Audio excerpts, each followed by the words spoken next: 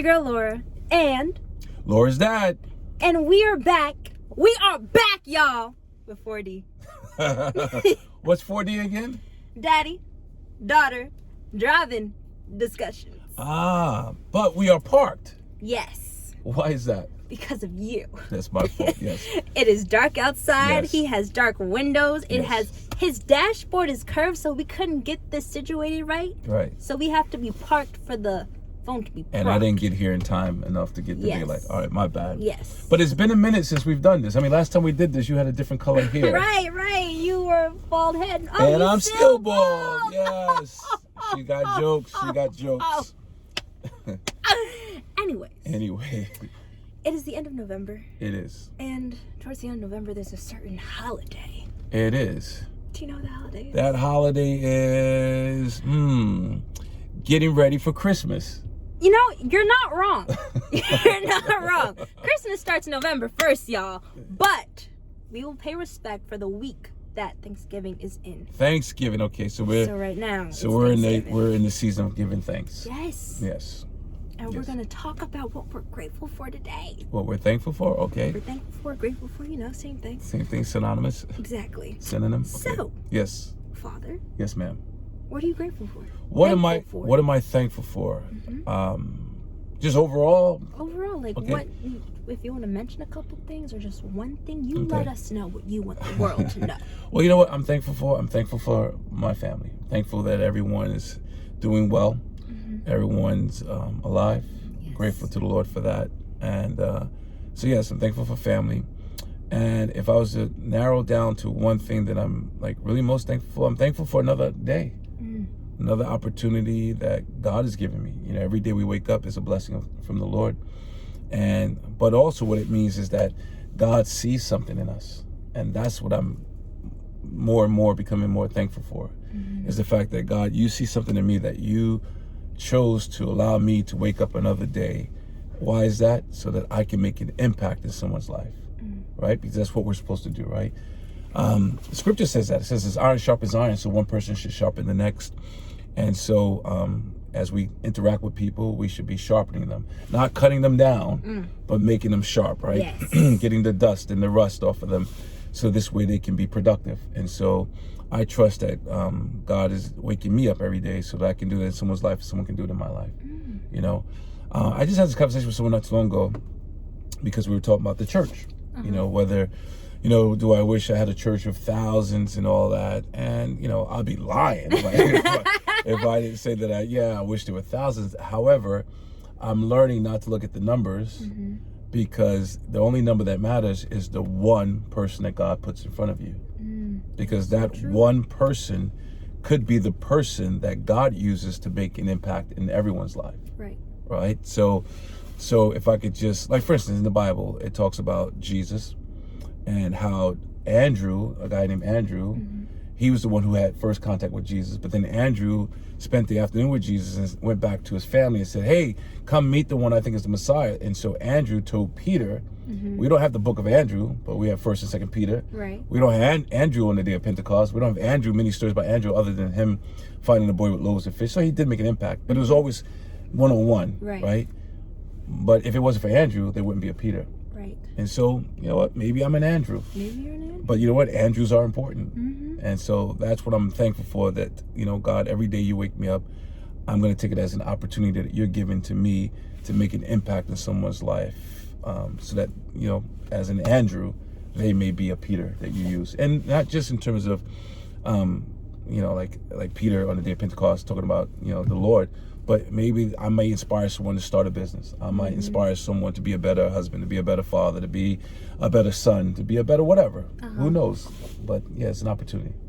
So I'm grateful for opportunities that God's given me. That's good. I think for me, like the past 2 years from what you said, is like I have to come in with the mindset that if I'm here, if God has given me another day, there's still something that He wants to do in me. That's right. And there's still something that either I have to do for someone else or someone has to do for me. And it's just like, not every day do I come in with that mindset, but every once in a while, it's just like remind myself of that. Because there are days I'm just like, why am I still here? Like, just being honest. It's an honest conversation, y'all. It's always an honest conversation. It's what do you still want me to do? Like, I know I have goals and aspirations for my career as an actor, but at the same time, like, it gets hard in the trenches of my school. So it's just like, why am I still here? And it's just like, there's still something that I have to do, or God wants to do for me, through me, in me. So yeah. Yeah. Well, one thing we have to always remember, right, that while we were in our mother's womb, he knitted us, formed us, fashioned us, right? So, and God's an intentional God, as you've heard me say for many years. God's intentional. And so he doesn't waste any matter or material. He doesn't waste things. And he definitely doesn't waste people. It's for us to align ourselves with what it is he has for us so that we can live out the purpose for which he called us. And so when you live with that mindset, you wake up every day realizing, you know what, this is another opportunity. God trusts me with this opportunity to make an impact and or to be impacted by someone. Because we also have to be open to maybe God brought someone into our path to help us with something that we have need of. Your pastor voice came out. Huh? Your pastor voice My pastor voice came out. Trust me. And yeah, so that's what I'm thankful for. All right. And I'm thankful that we're back. We are back. I'm happy we're back. We will be back more. We will? Yes. Okay. I don't think that sentence was like a good sentence, but you got the picture. Yeah. Anyways. All right. What I'm grateful for. Yes. Can I talk about that? Sure. Okay. I'm grateful for boundaries. This year, I have learned and understood that boundaries are so important, not just like for myself, but for other people, so that I don't hurt them. Right. So you don't what? So that I don't hurt them. Right. And they don't hurt me. Correct. Because sometimes I'll be ready to fight, y'all. Not with my hands, but with my words, because I could get mean. But I'm learning. I'm working on it. However. Right. I'm working on it. But. However, yes, I'm working on it. And can I say and? Yes. I forgot my train of thought. And I can't unhear but now. And I've discovered that the reason for a boundary is like, to protect yourself. And I lost my train of thought. Is gone, sir. Oh, my bad. So maybe I can help you because boundaries are meant to protect you and protect others. Yes. That's why the boundaries are set. That is why it's there. Right. And something that I've discovered is how important it is to have that with people that you are close to, like brother, sister, mother, father, aunt, uncle, all those people, and your best friends, your friends' friends. Like you need to have boundaries with your friends, because a friendship, I've discovered with like two really great friends that I've made just within a year, Genesis and Victoria. We have had so many real and deep conversations between us because one, we're like near each other every day, all the time. And if there are some discussions that if we didn't have, we wouldn't be friends today. That I even had to call you in on over small things, but that were bigger things. FaceTime me. I had to FaceTime him on because it's just like we wanted to not have this friendship end there. Right. And we needed to work through that thing so that we continue being like as close as we are and have the moments of like laughter and love, and then also the moments of like deep, dark conversation, not dark conversation, but like deep conversations. Yes. And along those conversations, just like understanding how far we're going to go into this conversation, setting that boundary. And then if there's something that is a trigger for us, how will we navigate around that, but also talk about what needs to be talked about. Right. So you're not brushing anything under the rug. It's just that it's not needed to be said. Yes. Right. Yeah. It's just not a deal breaker. It's not worth bringing up. Right. So those boundaries are set because what? You don't want to be hurt, nor do you want to hurt anyone. Exactly. Right.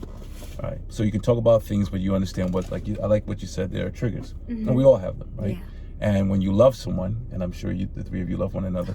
Love you. When you love someone, you put their interest above your own. And so if I'm going to say this and it's going to trigger something that's going to cause them hurt and pain, then that's not a line that I would cross. So what I'm going to do, respect that boundary. It's your word, girl. My bad. Right. Boundary. Respect that boundary, right? So that it doesn't affect our friendship. Right. Yeah. That's good. Well, that's very mature of you. and them. I'm sure that they feel the same way, right? You know, as we get older and Right, 'cause adults. I haven't gotten any more FaceTime calls, so I Yeah, imagine we're pretty okay right that's okay now. Good. We're okay. Maybe in a couple months, Right. call you up. Okay. But right now, we're good. Very good. Good. Yeah. Well, happy Thanksgiving, Happy Thanksgiving, y'all. right? Because we said we wouldn't make these long, Yeah. like we used to. Yeah. Right. We're gonna cut it down, We're gonna but cut it also down. give you what you need. Well, I don't know if they need it, but we're gonna give them what it is that's in our heart That's to in share. our hearts. Yeah. That part. Right. You know, he does the fine line tuning and all that stuff. Yes, I try. Anyway. Well, anyway, listen, thank you for, can I say this? Yes, Is this you- okay? Thank you for joining us for our daddy-daughter driving discussions, even though today is daddy-daughter sitting in the parking lot discussion. But we do pray that our discussions will be an encouragement to you. And maybe if there's anything you want us to talk about, Oh, yeah. how about that, right? Put it in the comments. Put it in the Let comments. us know. We're no experts. We're just Not gonna, at all. and we're not rehearsed. We're just sharing what's in our hearts. Is that Yeah, correct? That's correct. All right. And we look to learn from others as well.